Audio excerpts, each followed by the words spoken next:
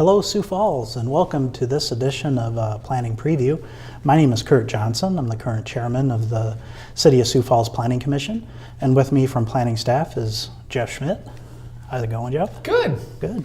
So you're rocking the No Shave November. Yeah, you know, yours looks nicer than mine. Oh, thanks, man. I doubt that, but anyway. Well, for today's topic, I'd like to kick off with your thoughts around subdivisions and Right. land planning and such like that. And we're typically subdividing new developments through a process, through the planning commission, the city council, and such like that. And this, I hear, is being reviewed and Correct. maybe changed. So what can you tell us more about that? Yeah, it's been a while since we've reviewed the entire ordinance. And so the subdivision ordinance, how people lay out how they do it. I mean, it gets really complicated really quick, but Sure. when you think about it, everybody lives in these neighborhoods and they're like, well, how did my lot get to be the way it was, and the streets, and then there's sidewalks, and then there may be a drainage way in the back, and there's a housing. Well, that's the subdivision of your neighborhood. And before someone can buy a lot, it needs to be subdivided. So if people can understand that at home, it's really, we have to set the laws up so people can do that. The last time we really did a big review was in 2009, so it's coming up in almost 9 years since we've done this. Sure. And we wanted to look at a few things, and we'll take public input too to see if people have other interests, but some of the things that we're really highlighting this time is there's private streets out there. A public street is basically what the majority of the citizens have. It gets platted and the city takes control of it. It's what people have in front of their house. We plow it, we maintain it if there's potholes on it. It's a certain width, but a private street is then maintained by the private properties. So they have to plow it, they have to take care of any maintenance responsibilities, and they're narrower. They might not have curbs and gutters, they might not have sidewalks. The long-term implications for that could be severe. So we want to look at public versus private streets and what the private street standards are. And the other thing that we really need to look at this time, we looked at it back in 2009, but again, times have changed and we really need to understand this, is connections and walkability between subdivisions. So today people walk more, they ride their bikes more, they want to be connected between subdivisions. Right. And there's not really a standard for, do all streets have to connect? Well, they don't. Well, what about all sidewalks? What about bike trails or drainage ways? Should they all be connected between this subdivision and this one? What about between a neighborhood and a school?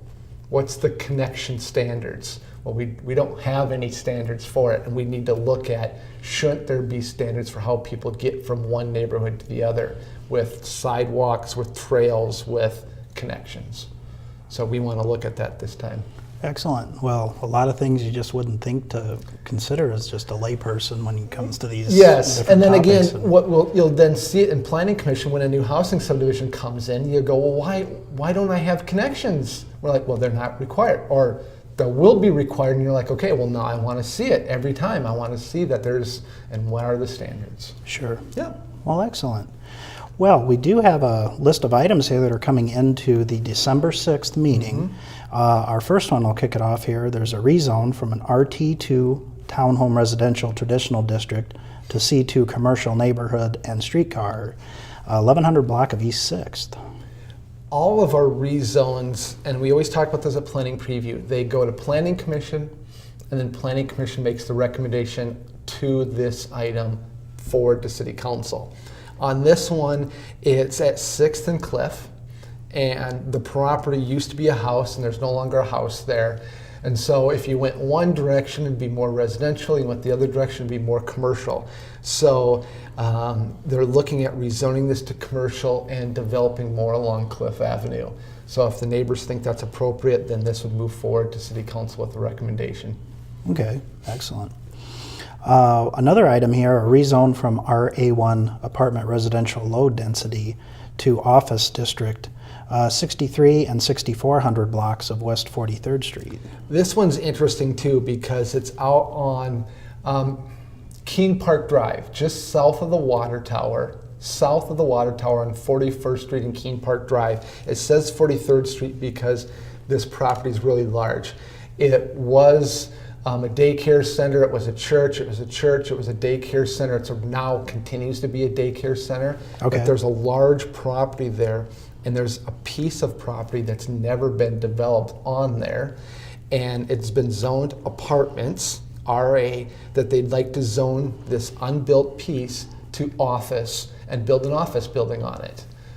So there's already parking there. They'd have to meet the parking standards. They'd have to meet the lighting standards, the drainage standards. But it's really pretty typical to what Planning Commission does. Is it apartments or office? They're kind of interchangeable. Do you want to have people live there or work there? Sure. Well, that'll be interesting to see how that develops there. So, great. Another item here, a rezone from RS Single Family Residential Suburban Conservation to Residential Single Family Suburban RD Twin Home, RD2 Townhome, and Recreation Districts, East Madison Street and North Dubuque Avenue. This is on the east side of town, and it's the Wildflower neighborhood. Okay. Not a lot of lots have been developed out there yet, but it's single family with CN. Really, that's the big change, I would say. The CN was conservation, it was going to be at that point, but we need to rezone it with this applicant to rec for a park. And it was always meant to be a park. And then on the east side of this subdivision, okay, back to, again, the standards, Right. They want to take some of their single family lots and convert them to twin home, townhome units on the east side, away from all the current single family, and then have this park in the area. Okay. Be interesting to see that one take shape. Our next here is a rezone from RS Single Family Residential Suburban District to RT1 Single Family Residential Traditional 200 block South Willow. This is one of our new items that we can do with Shape Places. It's single family, it's a single family house, it's an individual house, and in the core you can do residential traditional. These are smaller lots and still build a single family house, but on a smaller lot. Okay, very good. Switching gears here a little bit to conditional use permit for on-sale alcohol within 500 feet of a sensitive land use, 2300 block of West 12th. In all these zoning districts that we've talked about, we've always said you can do them by right. You can zone these, like the one before that. If it's zoned RS or RT, you can build a house. Then there's other certain things that you have to have a conditional use with. This is one of them. You can do on sale, and you have a right to do that if you're well away from sensitive uses, but if you're too close to sensitive uses, you need to have another public hearing. On West 12th Street, there's all these retail establishments. The tenants come and go. This tenant spot wants to add an on-sale alcohol, but it's within 500 feet of single family, so they need to have a conditional use. The applicant here is Jackie's, and I think the sign's up already. They may even be operating it as Jackie's Burrito Express.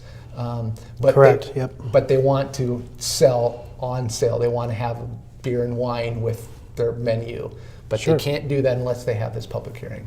Well, very good. Well, we have another one here, conditional use permit for off-sale alcohol within 500 feet of a school, 5000 block of Southwestern Avenue. This is Western and 57th Street, kind of on that southwest corner. This was the Cleaver spot down there. Gotcha. And so there's going to be again, another retail operation in that location doing seafood, but again, that doesn't matter to us whether it's steaks or seafood or corn dogs, but they want to do off sale at this location and sell the packages to go off site Sure. at this location. Sure. Well, the preceding business there did that. Correct. So we'll see how this one Yep. goes. Conditional use permit to reconstruct a non-conforming off-premise sign at 509 South 5th Avenue. On 5th Avenue and 14th, there's the railroad tracks right there. and there's a billboard off-premise sign that's been there for a really long time. Everybody that you talk to goes, oh, I know what sign you're talking about. So the sign's been there, but it's in disrepair, and they need to reconstruct it. And so they need to come in and say, it's a non-conforming, it doesn't currently meet the standards, but can they reconstruct this sign and help it stay up so it doesn't fall down? Sure. And that's what they want to do, is reconstruct it. Very good. Our next one here, a conditional use permit for off-sale alcohol within 500 feet of a sensitive land use at 2500 South Ellis Road. We've kind of talked about these already. This is an off-sale. It's at T. Ellis and 41st Street. Whether it's a restaurant or whatever it may be, they're too close to a sensitive use, so they have to have a conditional use. This just happens to be Lewis Drug, just happens to be next to the T Elementary School. So can you have an off-sale alcohol use that close? They have to have a public hearing. So, and then we'll debate the merits of it. See how it goes. Right. Sure.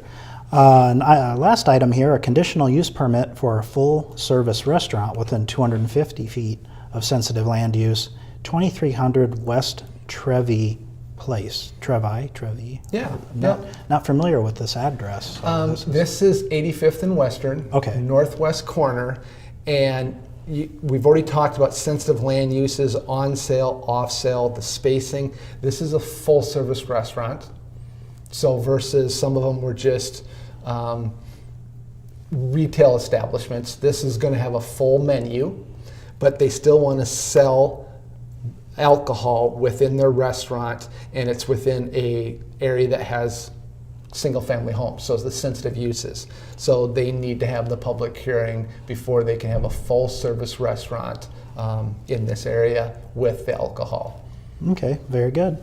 Now it's a consistency, I guess you could say. Correct. We Yep. got to go through the process. And that's one of the things that we've talked to planning commissions about, city council and the neighbors, that we don't sit there as planning staff at least and look at whether it's this use or that use, and is it Jackie's or is it Lewis Drug, or we don't.